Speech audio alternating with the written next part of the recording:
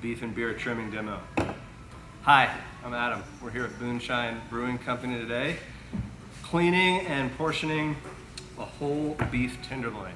Beef tenderloin, AKA filet or filet mignon. This is what a whole one looks like. So beef tenderloin is a pretty interesting cut.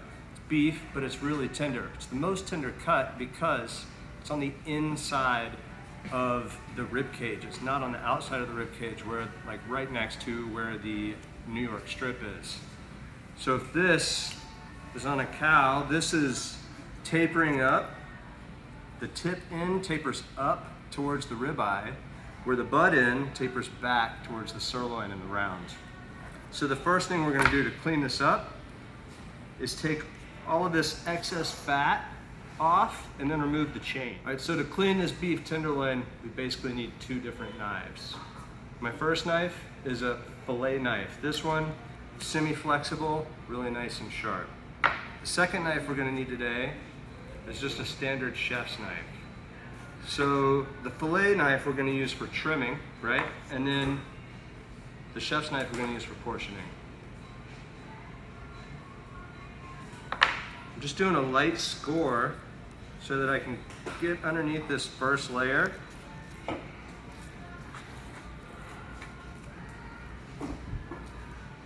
And you can see this kind of opens it up to where you can see the silver skin underneath.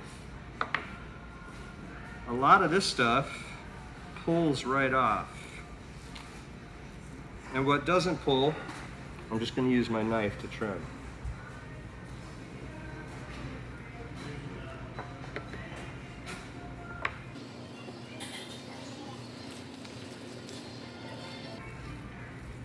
Now when I get through some of that stuff, you're going to see how there's this natural separation right here between the main tenderloin muscle and the chain.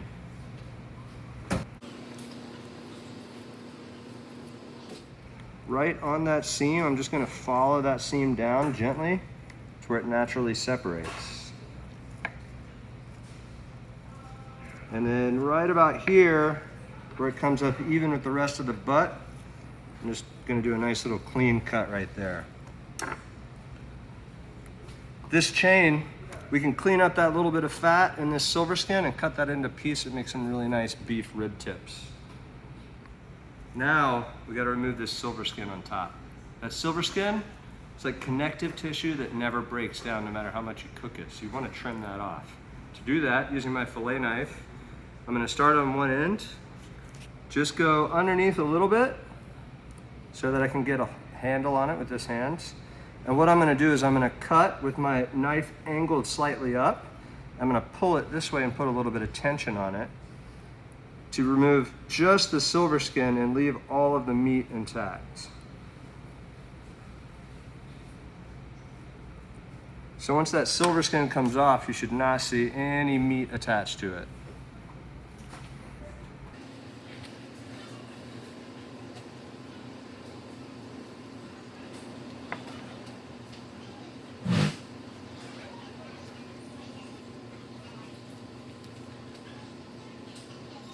That silver skin technique is the trick, because sometimes that silver skin can be the hardest thing to get off, and it can get really frustrating. Just having a little technique to make that better is Yes, indeed.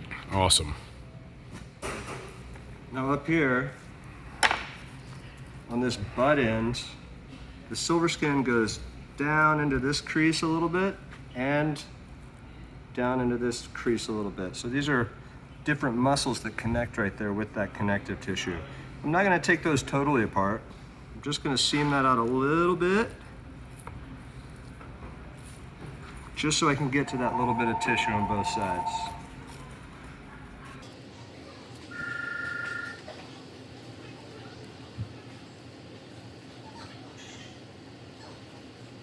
That little bit of fat right there, I'm going to leave that there.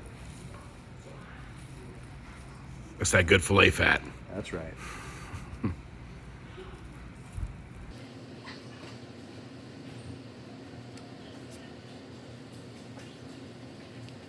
You get little bits of scrap like this there's no silver skin, that's just a little bit of meat and fat.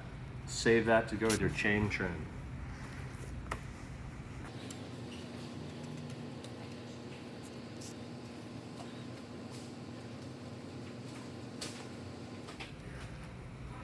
And on this bottom side, what looks like really nice marbled steak right there, that is right where the fillet is connected to the ribs. And even though that looks really good, if you look right underneath it, there's some more silver skin right there. So we're just gonna trim that whole bit off a bit.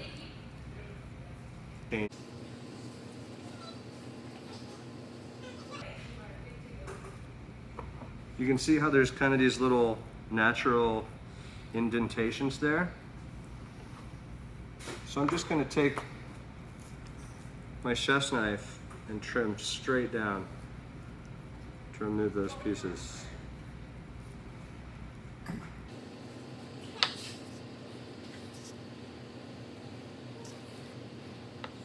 If you want, you can save that to go with your chain trim as well. All right, now we've got our tenderloin trimmed and ready to portion or tie or whatever we're ready to do with it now. So again, basically think of breaking this tenderloin down into 3 different sections. This top section up here, that fat end that's closer to the sirloin, we call that the butt. The center section that's most evenly sized, that's what we call the center cut, or in France, that's the Chateaubriand. And then this back end right here, you can see how it tapers down. That's the tail. The tail, a lot of that's really best to just cut into pieces and use for grilled rib tips or saute or grilled tenderloin tips or beef sautés, something like that. I'll show you a little trick of what we can do that to tie it with that as well. So the first thing I'm gonna do is separate the butt from the fillet. And I'm just gonna cut straight down. Now if you turn it this way, you can see we've got a little bit of intermuscular fat there. That's that fat in between the muscles. And then the intramuscular fat, which is the fat that's actually going straight through the muscle. If I'm wanting to portion steaks, this is a great section to do it with just to get some really nice even steaks. And you can cut it as thick as you like. For a really nice rare to mid-rare filet, that's how I like it. Somewhere around 1.5 inches is a great size. And I'd actually split that with somebody because that's already like a 7-ounce steak. Pretty good size. We'll cut a couple nice steaks out of that.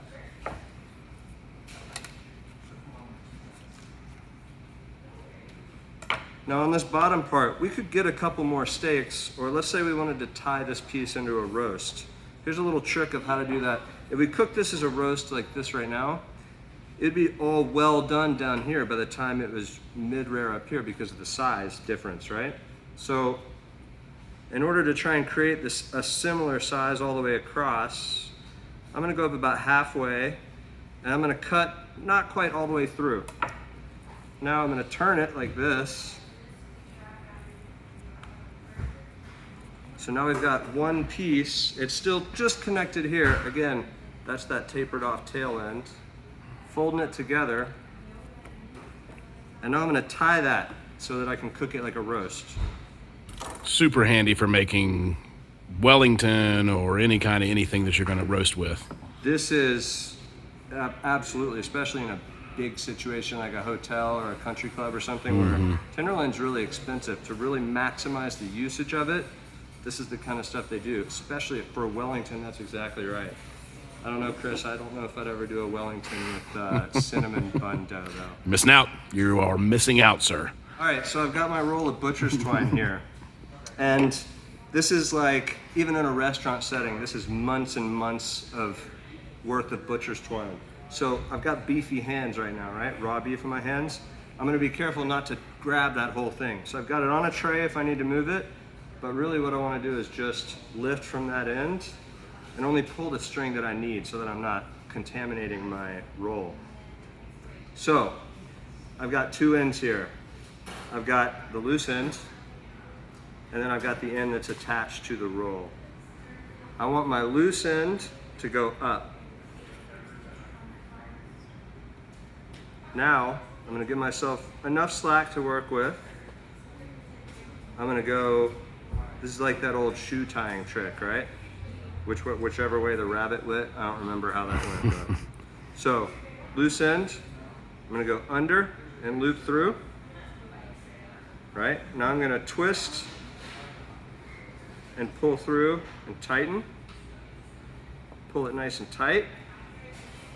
And then I'm gonna do that one more time to lock the knot. Basically, if you ever went to Boy Scouts, it's a double half hitch or like a slip knot. So you can get it nice and tight as you want and then tie it off with that last knot. Let's do that again. So I always start in the middle and then I'll work my way out from there. If you start on one end and work the other way, it can get kind of wonky in shape.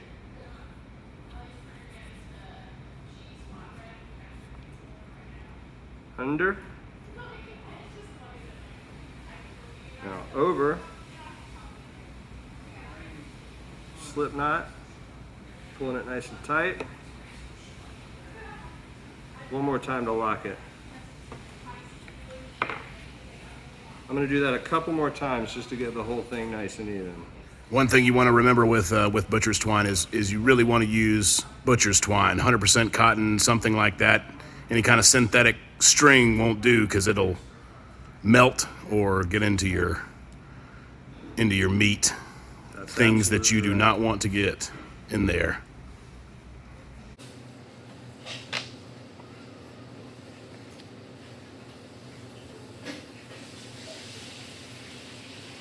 So besides holding that tail on there, another reason why it's a good idea to tie a roast like this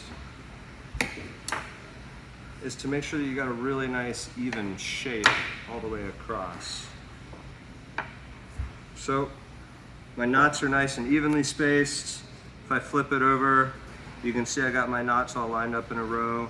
That's because I'm super OCD and I've spent like several thousand hours working in a butcher shop. So don't worry if tying doesn't come naturally. It takes a lot of practice.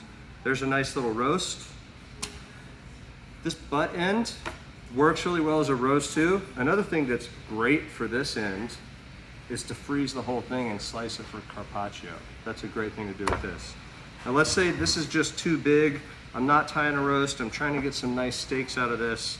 You can still, if you want, go down and trim it.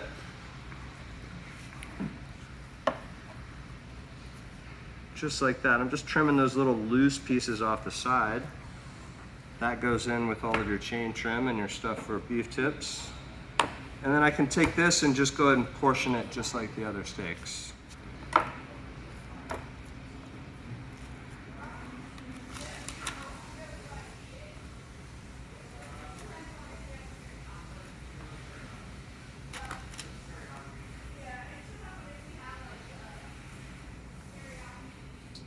All right, beef tenderloin trimming and portioning and tying. Special thanks to Booneshine Brewing Company. Trail Mojo is my perfect personal favorite beer.